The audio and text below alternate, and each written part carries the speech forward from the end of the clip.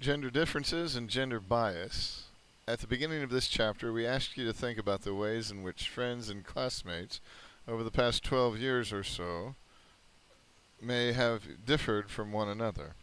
In all likelihood, you thought about how those people differed cognitively, socially, and emotionally, and with good reason. As we have seen so far in this chapter and in preceding ones, students' academic performance is strongly influenced by their cognitive, social, and emotional characteristics. But there is another major characteristic you may have ignored: gender. Although it may not be obvious, there are noticeable differences in the achievement patterns of males and females, and in how they are taught. Just how different is the subject of the next few sections. Gender differences on tests of cognition and achievement. A large body of research shows that there are reliable gender differences in cognitive functioning and achievement. On some tests, boys outscore girls, but on other tests, girls have the upper hand. Before getting into the specifics, however, we would like you to keep 2 points in mind. First, while these differences are statistically significant, meaning it's highly unlikely that they occur by chance, they are sometimes quite small and may eventually disappear. Second, the findings that are summarized below are average differences. That means there will always be some females who outscore males, even though most other females do not, and vice versa. Generally, research on gender differences has found that males tend to outscore females on the following tests. Visual spatial ability. This category includes tests of spatial perception, mental rotation, and spatial visualization. With the possible exception of spatial visualization tasks, males significantly outscore females on the other two. On mental rotation tests, males are also better at judging how accurately they have performed. Mathematical operations.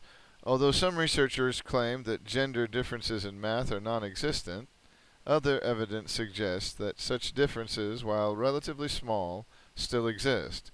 Take, for example, the National Assessment of Educational Progress. The NAEP is a national testing program that is carried out by the National Center for Educational Statistics, a part of the U.S. Department of Education. It periodically tests a representative sample of students in grades 4, 8, and 12, although not all grades are tested each time, in several subjects, including mathematics and reading. The reports are referred to as the nation's report card. The 2011 report for math shows that since 1995, 4th and 8th grade boys outscored girls by a small amount.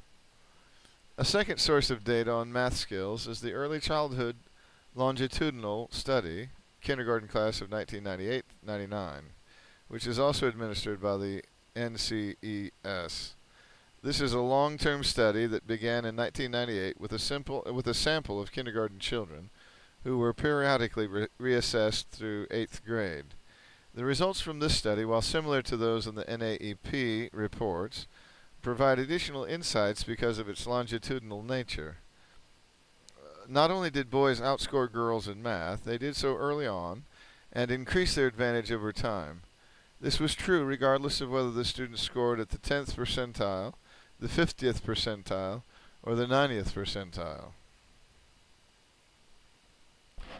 For a broader perspective, consider the results from the 2009 administration of the Program for International Student Assessment, a standardized testing program in which 65 countries participate. Of the 35 countries where boys outscored girls, the United States had the 6th largest difference, which was about 20 points. Girls on average outscored boys in 5 countries. College entrance. Tests such as the SAT and ACT are designed to predict grade point average at the end of the freshman year of college. The overall superiority of males in this category may be related to the fact that they outscore females on the math items by a larger margin than the females outscore the males on the verbal items. Females tend to outscore males on the following tests. Memory. This is a broad category that includes memory for words from word lists, working memory, the number of pieces of information that one is aware of and that is available for immediate use, name-face associations, first-last name associations, memory for spatial locations, and episodic memory, memories of the events in one's own life. This difference appears to persist throughout the lifespan. Language use. This is another broad category that encompasses tests of spelling, reading, comprehension, writing, onset of speech, and rate of vocabulary growth. Although the gender disparity in language skills has moderated a bit over the years, females continue to outscore males on tests of spelling and reading comprehension.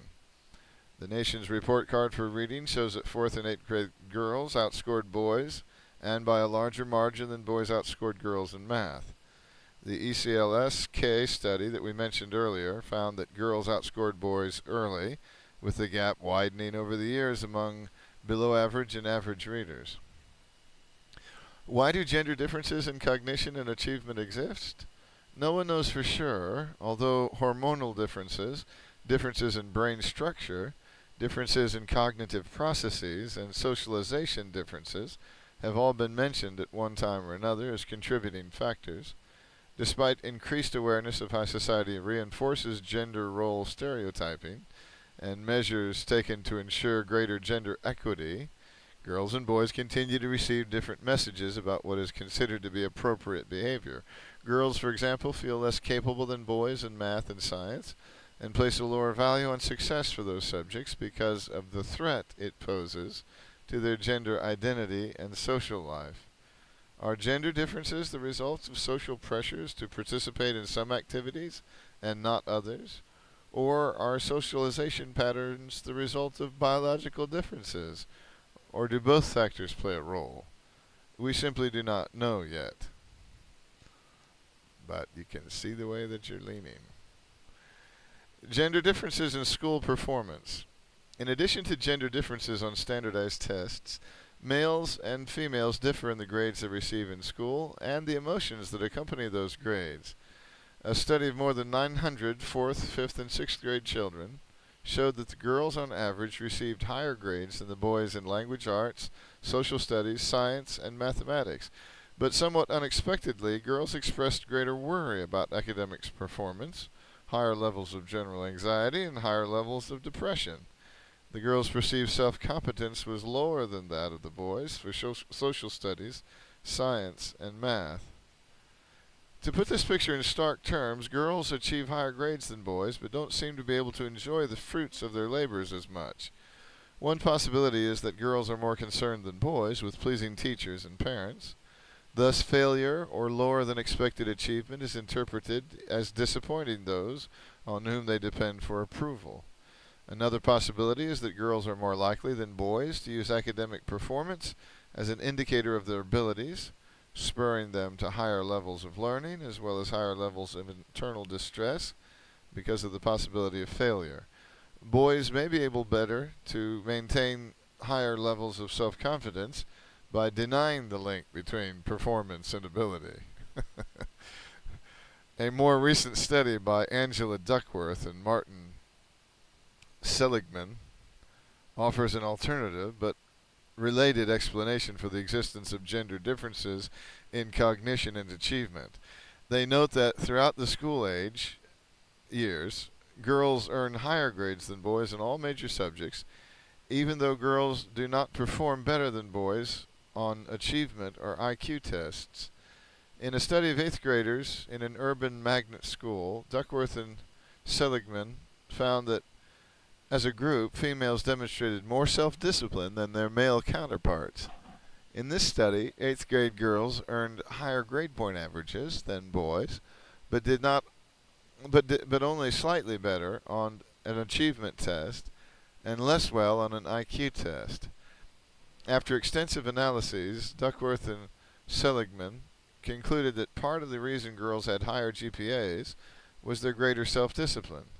This superiority in self-discipline, or self-regulation if you prefer that term, can be seen as early as kindergarten and may be at least a partial explanation of why girls earn higher grades than boys. The more researchers learn about gender differences, the more number of factors beyond cognitive and perceptual abilities seem either to account for those differences or to suggest that such differences are less significant than once thought.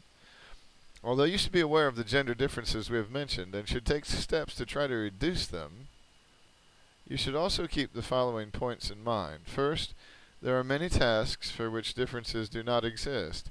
In fact, a recent review of research on gender differences supported by the National Science Foundation advanced the gender similarities hypothesis over the hypothesis of gender differences.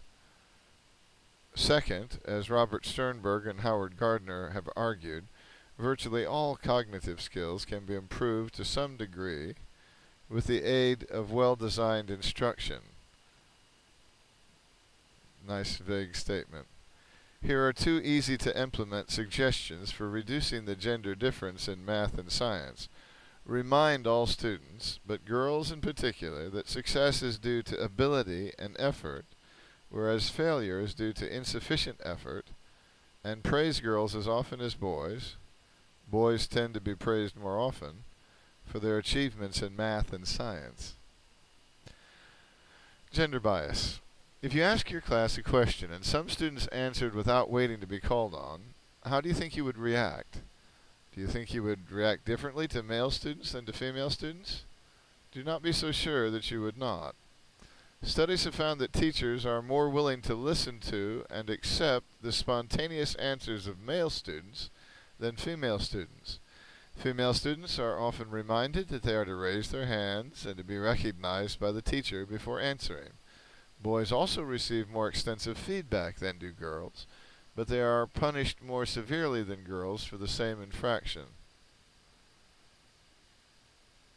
These consistent differences in responses to male and female students, when there is no sound educational reason for them, are the essence of gender bias.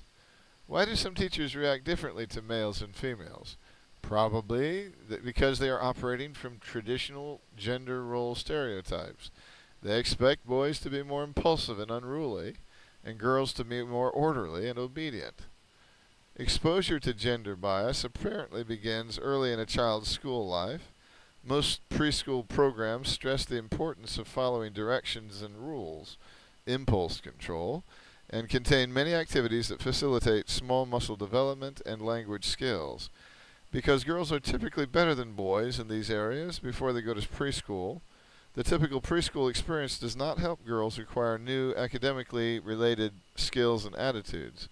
For example, preschool-age girls are usually not as competent as boys at large motor activities such as jumping, climbing, throwing, and digging, or investigatory activities such as turning over rocks or pieces of wood to see what is under them. Lest you think that climbing, digging, and investigating one's environment are trivial behaviors, bear in mind that they are critical to the work of scientists who do field research. For example, botanists, geologists, anthropologists, and oceanographers. Occupations in which women are significantly underrepresented. As technology became more available in the classroom, many hoped that digital environments would reduce gender bias, but recent research suggests that biases have simply taken on a new form within technologically mediated learning. Moreover, there is evidence that some of the bias-reducing practices that were introduced in classrooms in recent years have been reversed within technologically mediated learning environments. Gender bias is not a simple problem, and understanding it requires placing gender within the context of other social influences such as race, family structures, and socioeconomic class.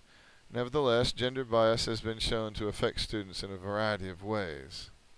In the Scandinavian countries, where there is the highest determination to erase gender biases, gender roles have been entrenched and are actually greater. Just throwing that in there. How gender bias affects students. Gender bias can affect students in at least three ways: the courses they choose to take, the careers they consider, and the extent to which they participate in class activities and discussions. Course selection. There are modest but noticeable differences in the percentage of high school boys and girls who take math and science courses. In '98, a larger percentage of girls than boys took Algebra 2, 63 compared to 59, and Trigonometry, 9 compared to 8, although there was no difference in the percentages of boys and girls who took geometry and pre-calculus. Slightly more boys than girls took calculus. The pattern for science courses was similar. A larger percentage of girls than boys took biology, 94 compared to 91. Advanced placement or honors biology, 18 versus 14. And chemistry, 63 to 57. Whereas more boys than girls took physics, 31 to 26. And engineering, 7 compared to 6. Those don't seem too crazy. Career choice. As you may be aware, because of numerous stories in the media, relatively few girls choose careers in science or mathematics. Several factors are thought to influence the choice male and female students make to pursue a career in science or engineering. One is familiarity with and interest in the tools of science. In one study of middle school science classes, in which instructors who were committed to increasing girls' active participation emphasized hands-on experiences, gender differences were still noted. Boys spent more time than girls manipulating the equipment, thereby forcing girls to participate in more passive ways. A second factor is perceived self-efficacy, how confident one feels in being able to meet the demands of a task. In the middle school science classes just mentioned, even though end-of-year science grades were equal for girls and boys, only girls showed a significant decrease in their percentage, or in their perception of their science ability over the school year. In 1996, a survey found that although 4th grade boys and girls were equally confident about their math abilities, by 12th grade only 47% of girls were confident about their math skills, as compared with 59% of the boys. So you're asking them to self-report. There's a difference right there. A third factor is the competence-related beliefs and expectations communicated by parents and teachers. Girls who believe they have the ability to succeed in male-dominated fields were encouraged to adopt these beliefs by parents and teachers. Supporting evidence that factors such as self-efficacy influence career choice comes from a recent study of 15 women with established careers in math, science, or technology. Because there have always been women who have successfully carved out careers in math or science, Amy Zeldin and Frank Pajaris wanted to know what sets them apart from equally qualified women who choose other fields. Zeldin and Pajaris found that these 15 women had very high levels of self-efficacy for math and science that could be traced to 3 sources: early and consistent academic success, encouragement to pursue math and science careers from such influential others as parents and teachers, and the availability of respected models, both male and female, whom they could observe and model themselves after. All 3 sources working in concert appear necessary to persuade women to consider a career in math, science, or technology. The opportunities that teachers provide for students to capitalize on out-of-school scientific interests and activities can also nurture thoughts of a science career, particularly in minority females. Pause and reflect. Can you recall any instances of gender bias from teachers or friends? If so, do you think it had any effect on your choice of career?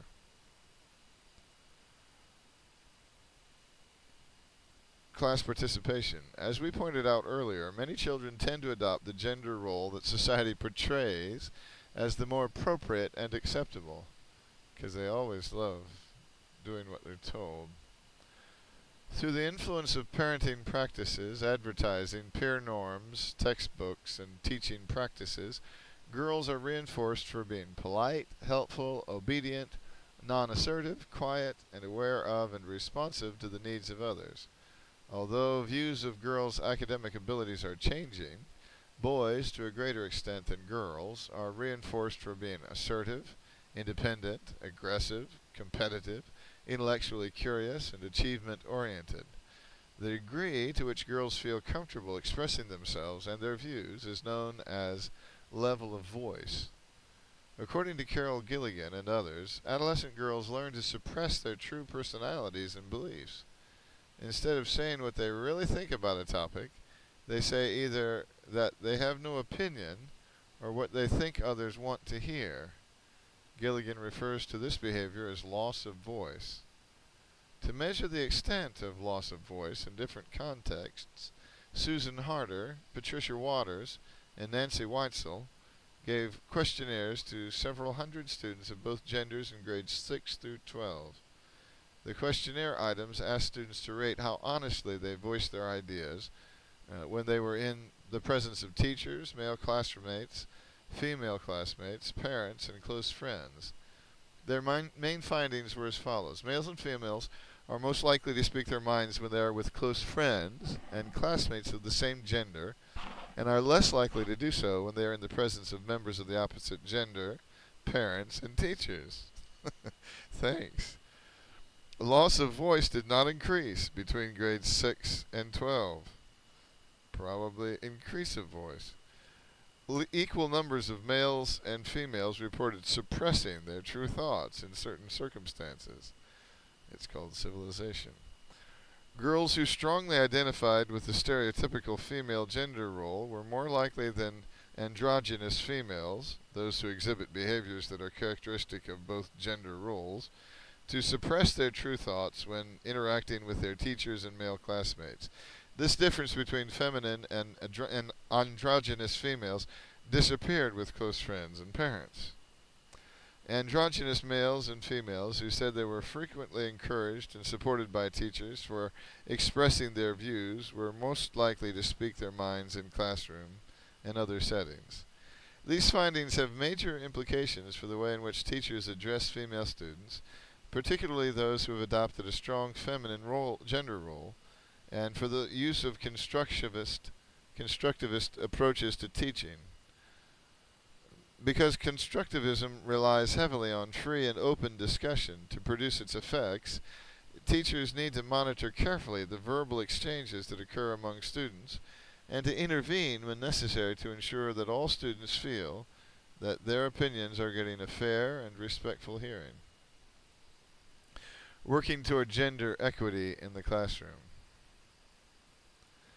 Although much of the literature on gender bias highlights the classroom obstacles that make it difficult for girls to take full advantage of their talents, gender equity is about producing an educational experience that will be equally meaningful for students of both genders.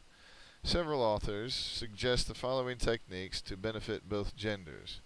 Use work arrangements and reward systems that will encourage all students to value a thorough understanding of a subject or task, and that emphasize group success as well as individual accomplishment. In Chapter 13, Approaches to Instruction, we will describe how a technique called cooperative learning does just this. Emphasize concrete, hands-on science, math, and technology activities. Incorporate math, science, and technology concepts into such other subjects as music, history, art, and social studies. Talk about the practical everyday applications of math and science. Although girls seem more interested in science when they understand how such knowledge transfers to everyday life, so do many boys. Nobody suffers when the curriculum is made more meaningful and relevant. And that seems to be the case in all of this chapter, that their suggestions just enrich the course. I'm not sure that we have to do it for bias or perceived bias, or it just makes the course better, and that's safe enough. Take a stand. Eliminate gender bias. Gender bias, or treating male students differently from female students when such differences are neither warranted nor desirable, should have no place in any teacher's classroom. Because such biases are typically based on stereotypes and prejudices, the type of non-systematic data we criticized in Chapter 1, Applying Psychology to Teaching, they are likely to have the negative impact on students' attitudes toward school, motivation for learning, class participation, course selection, and career choice that researchers have documented. One way to avoid this undesirable practice is to think about the normally unconscious assumptions you make about the capabilities, motives, and interests of males and females, perhaps because of your own socialization.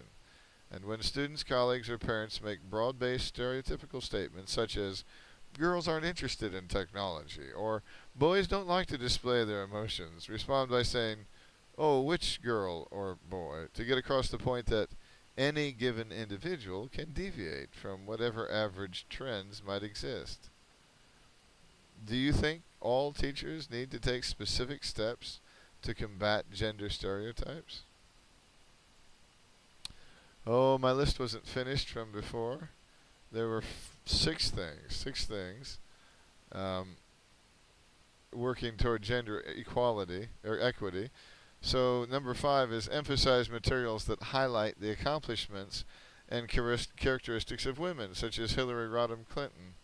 Oh, I don't know. And women's groups. From the titles listed on the website Guys Read, create a reading list that appeals to boys. As you consider ways to work toward gender equity in your classroom, note that gender is only one source of the diversity that students bring to the classroom. To illustrate a recent recommendation for working toward gender equity in social studies, To illustrate, a recent recommendation for working toward gender equity in social studies emphasizes the need to include not only more materials that address the experiences of women and girls, but the experiences of females by race, ethnicity, social class, and sexual orientation. In the next chapter, we explore other sources of diversity. Diversity can be a strength in the classroom. It supplies the learning environment with different perspectives and experiences that can enrich discussions and lead to new questions.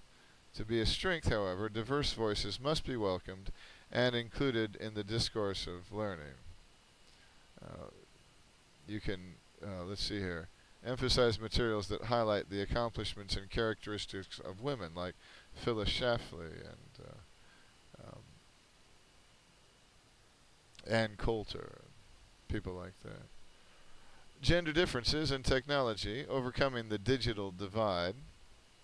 In the 1980s, when desktop computers first started appearing in classrooms, surveys showed that females were less likely than males to use a computer at both school and home. That difference disappeared by the turn of the 21st century. A 2001 national survey of children and adolescents between the ages of 5 and 17 found that about 80% of males and females reported using a computer at school, and about 65% of both sexes reported using a computer at home. Although there is no overall difference between males and females in computer use, gender differences still exist. In a comparison of males and females of college age, females were shown to experience more computer anxiety than males. This was the case even though females perceived themselves to be as capable or fluent in using the computer for communication and accessing the web. The greater anxiety that females experience in the use of computers is thought to be related to the continuing phenomenon of underrepresentation of women in technological fields such as engineering. Among the steps that can be taken to continue to reduce the gender gap is to use telementoring to put female students in touch with women professionals, especially in occupations in which women are underrepresented. The suggestions for teaching that follow will help you better respond to differences in intelligence, learning styles, and gender. Suggestions for teaching, addressing student differences. Design lessons and test items that call for memory, analytical, creative, and practical abilities. Robert Sternberg has pointed out that many teachers tend to emphasize memory and analytical abilities, which is fine for students, male or female, who are good at memorizing facts or breaking things down into their component parts and explaining how the parts relate to each other. But students whose abilities are in the creative or practical areas may appear to be less capable than they really are.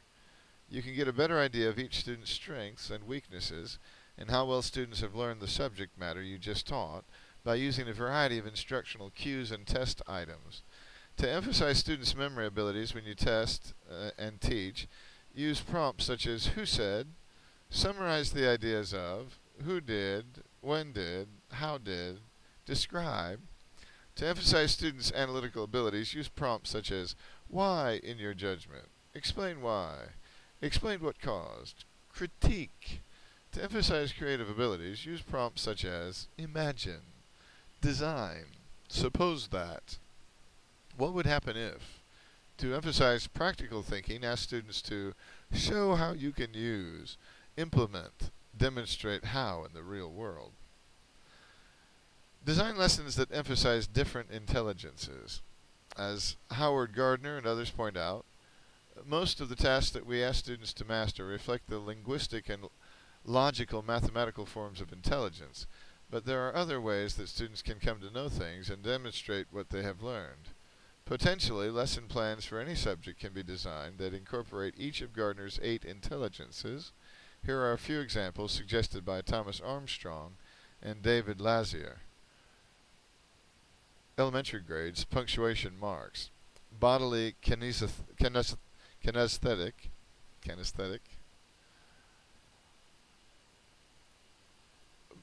Bodily kinesthetic. Students use their bodies to mimic the shape of various punctuation marks. Musical. Students make up different sounds or songs for each punctuation mark. Sounds like Victor Borge.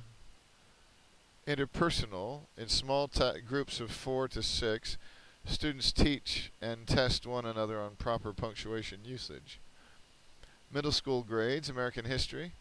Linguistics, students debate the pros and cons of key historical decisions, such as Abraham Lincoln's decision to use military force to prevent the Confederate States from seceding from the Union, the Supreme Court decision in Plessy versus Ferguson that allowed separate facilities for blacks and whites, or President Harry Truman's decision to drop the atomic bomb on Japan.